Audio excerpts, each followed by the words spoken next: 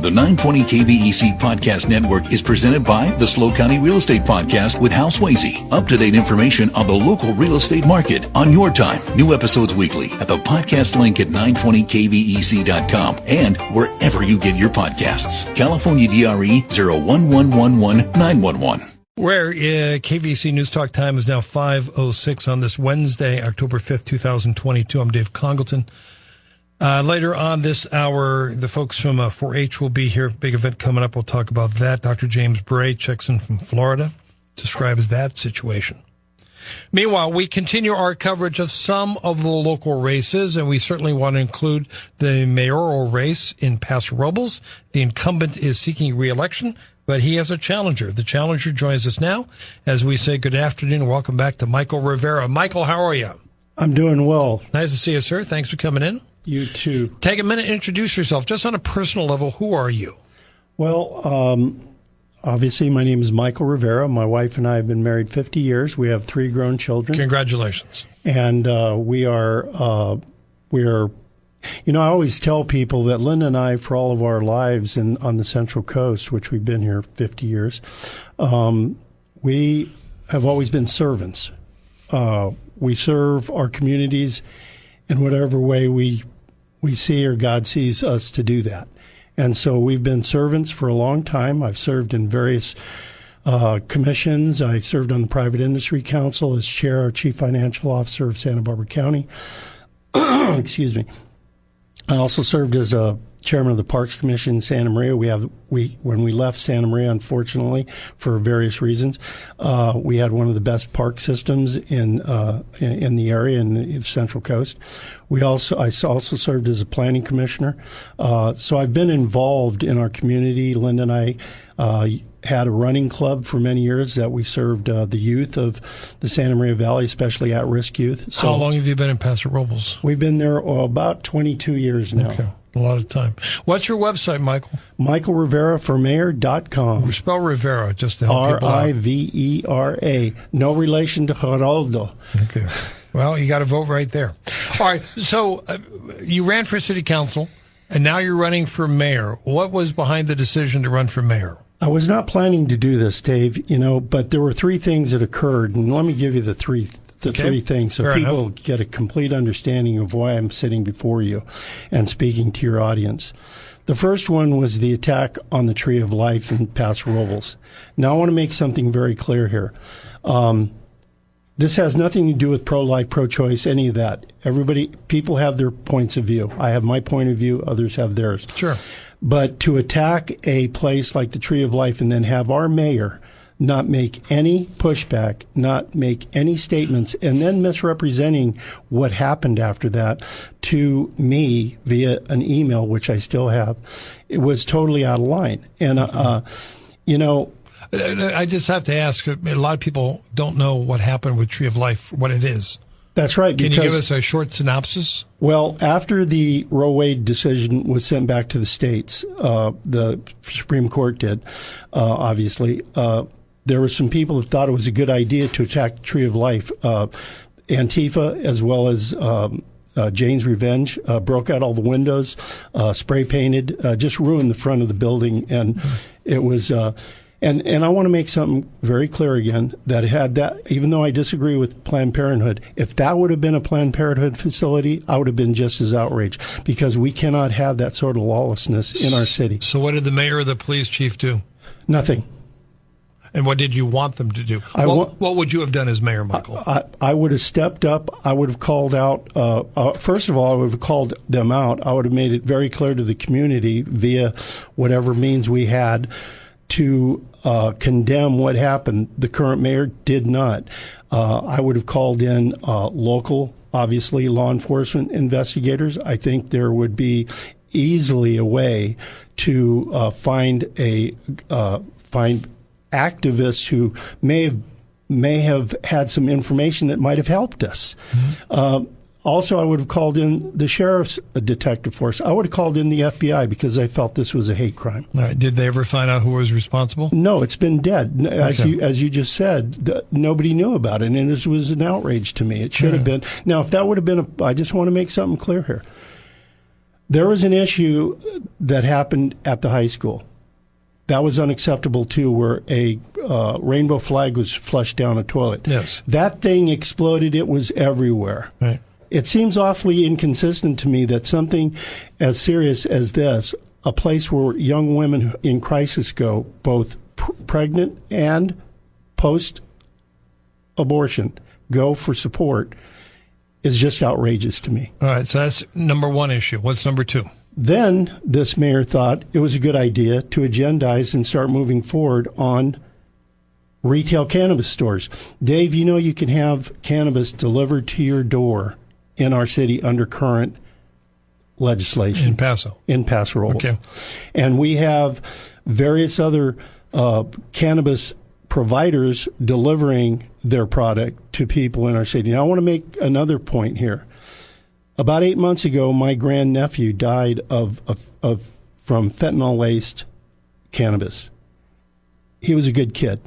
I've known that boy since he was a baby, and it broke my heart. And when we create additional sources that can get cannabis is a very different thing than in my day, in your day, back when THC levels were about 3.5%. So it's not your grandpa's cannabis, right, marijuana. This is very powerful, and it affects developing brains in significant ways. And they're seeing in hospitals all the time psychosis. So the current mayor wants to open up cannabis stores, and you're opposed to it? I am absolutely opposed to retail stores. We can already have medical marijuana delivered to your door. And from what I learned last night, there are dispensaries that are bringing it and delivering it to people's doors. What's the third reason why you decided to challenge the mayor? You said there were three. Right. And then this mayor thought it was a good idea to open up a homeless shelter right next to the riverbed that has been a disaster for quite some time, and that homeless shelter has become a disaster. You talking about the old Motel 6? Correct. Okay. And so, and this is the other interesting thing. I've got to laugh because this is so ridiculous. The cannabis outlets that are currently in place, guess where they're located? Right by the old Motel 6. It's funny, the homeless experts I've interviewed locally, though, they point to the Motel 6 and they say it's successful. No, it's not. It absolutely is not. And how do you define that, please? Well, we've got homelessness has doubled under this mayor. Has absolutely doubled. And these folks live in the riverbed still. There's even a man in the riverbed who calls himself mayor. And, you know, in order to get anything in that riverbed community, you have to go through him. And that is outrageous. And so it is not a successful program. They got a lot of problems. I know people who have actually had to use Narcan on people who are in that homeless shelter in order to bring them back because they've overdosed. So if you were mayor, would you shut down that facility? We would look very hard at the whole structure and what's happening there. It's costing our police department significant resources in order to manage what's going around there. Just a couple of days ago, there was a woman and her husband. This has happened downtown, too, in our beautiful court area. You know, the downtown Paso Robles. Beautiful. Okay. Over in that area of town on 24th, which is the entrance to our city, I might add. And this man had explained that his wife was yelled at and just totally, because a panhandler had asked her for money and she said she didn't have any, and he just went off on her. This is happening more and more and more in our city. Everywhere. Well, I know it's happening everywhere, but if I'm the mayor of this city, I assure you, without any equivocation, that we're going to find solutions to fix this problem. So why can't the current mayor find those solutions? What's keeping it in your mind, Michael? Why can't he solve it? I think in some ways he's Pollyannish. In other ways, I don't think he's strong enough to really push back, because I think his left flank, just like with the Tree of Life, would come back down on him. I think he has a philosophy that is Pollyannish in some ways and naive, maybe. But the bottom line is that is irrelevant. As far as I'm concerned, what matters is how we address it and whether or not we fix it. All right. Michael Rivera on this broadcast. He's a candidate for mayor of Paso Robles. His website is? MichaelRiveraforMayor.com. You take donations, you take volunteers. It's right on my website. If you'd like to donate to my campaign, I'm self-funded. Mr. Martin has significant challenges as it relates to his funding. All right. We'll be back and chat some more with the candidate. I'm Dave Congleton. This is Hometown Radio. All right, we are in a second segment of Michael Rivera. He is running for mayor of Paso Robles. His website remains MichaelRiveraforMayor.com. So what do you bring to this position? I mean, you've outlined your concerns about the current mayor. Why you? Well, I think that's a great question. And you know what? It's been brought back to me several times in various ways. I'm not a politician, Dave, as you know. I speak truth to power. And I try to be as honest and transparent as possible. And some people say maybe that gets me in trouble. Maybe that's not what we're looking for in a mayor. Maybe we don't want the truth speaker. Well, maybe not. Maybe we want the diplomat or whatever. But may I ask, may I say something Sure. to you? It's your time. I have yet to meet anybody that has had any positive to say about our current administration. You talk about it in Paso Robles. In Paso Robles. Okay, because people, I say this in my message on my website, and I encourage people to go to MichaelRiveraforMayor.com and read what I've said. Basically, Roblins have been kicked to the back of the bus, as far as I'm concerned. They've been kicked to the curb. Roblins aren't first on our priority list. Who is? The hospitality industry, yeah, so it makes special interests. Yeah. Well, you know what? There's a place for everybody and everything. However, the hospitality industry and the wine industry is doing fine. I've said this many times in many venues. Get out of their way and let them go. We do not have to be worried about the hospitality industry. We have no demand problem in Paso Robles. What we do have a problem with is the fact that we have explosive growth that is affecting us right now. Getting traffic from the east side to the west side, which isn't real sexy, is a major problem. We're building 2,000 units right now in Chandler Ranch. Where is that? Chandler Ranch is east of town, right by Food for Less, towards Lynn Road, going out to Sculpterra. Okay. There are 2,000 units going out there. There's only two ways to get to the west side. That's through Creston Road, which is another issue. I'd like to touch on that, and Niblick Road.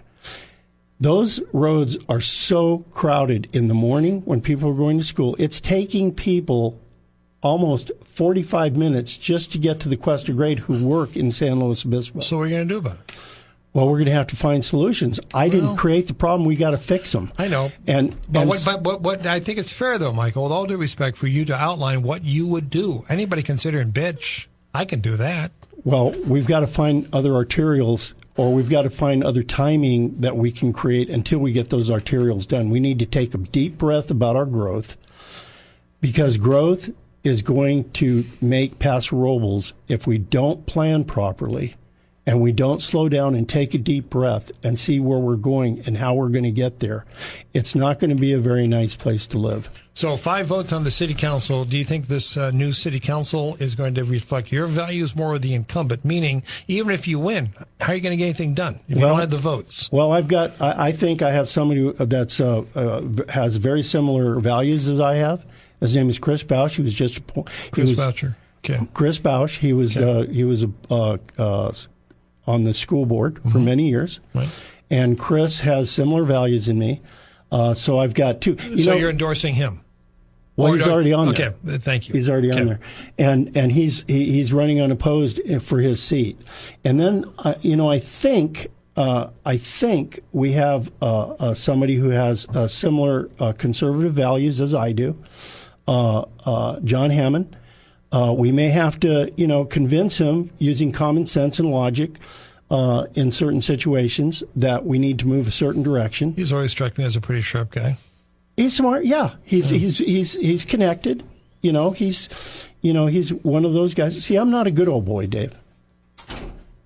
As a matter of fact, when I walk into that city council chambers, it's like there's a quiet in the room, and I'm a nice guy. You know that. You're a nice guy. I'm a nice guy. I just want to deal with. I've been trained all of my career in corporate America to find solutions to problems. Dare I mention the T word with you, meaning you sound a little bit like Trump in that you want to kind of go in and blow things up, bring power back to the people. Is that fair, or am I characterizing? Well, you may be characterizing, but you're kind of like the outsider. I look at results, okay? And if there's no results and we keep doing things the same way we've done over and over and over again, that's crazy. So we got to redirect our energy and find out those problems that we're having and maybe find different solutions to those problems. Has the mayor done anything you liked? Not particularly. Okay. He's been there 8 years. I think he's been there too long. That's the other thing, Dave. I'm there for 4 years. If I get elected as mayor of this city, I'm there for 4 years. I will say this. I will go out and I will make it clear to everybody. Tell me what you think of me. If they think I am just the worst thing that's ever happened, I'm done. 4 years. I'm out. Well, how will you determine that? I'll ask the people. I'll ask my supporters and those people who have maybe soured on me in the 4-year period. Okay, but I'm not going to be Pollyannish, and I'm not going to go in and say, everything's going to be peaches and cream, and we're going to solve all the problems. We're going to solve problems as we can. You work well with others? I do. Okay. I just saw the launch of SpaceX. Yeah, just now. Yeah. Okay. The mayor continues to repeat this thing about the spaceport at Paso Robles. Yeah. You don't like that idea? No, I think it's great. But the problem is, I was the one back in the 90s who got the early funding for the California spaceport, which Andreas Eastran eventually became chair of. That's right.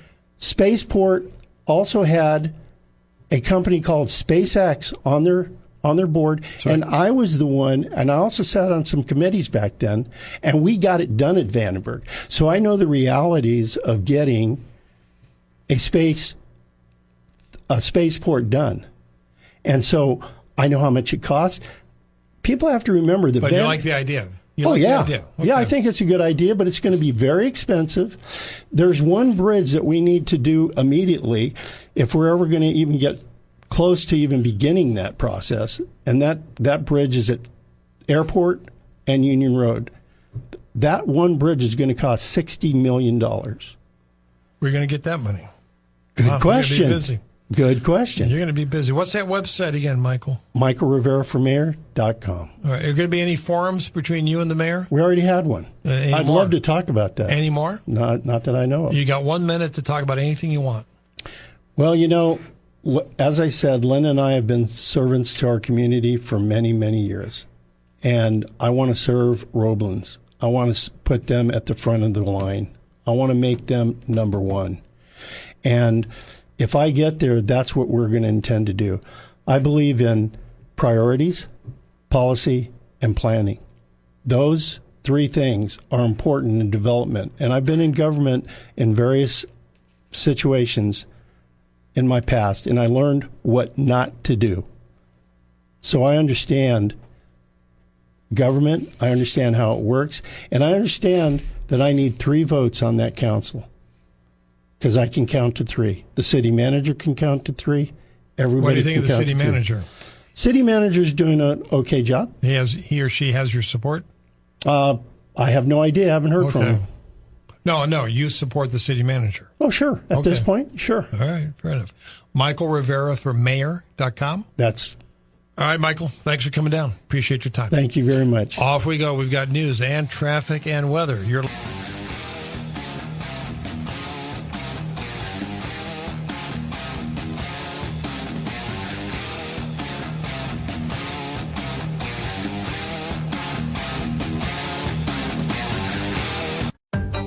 The 920 KVEC Podcast Network is presented by the SLO County Real Estate Podcast with Hal Swayze. Up-to-date information on the local real estate market on your time. New episodes weekly at the podcast link at 920kvec.com and wherever you get your podcasts. California DRE 01111 911.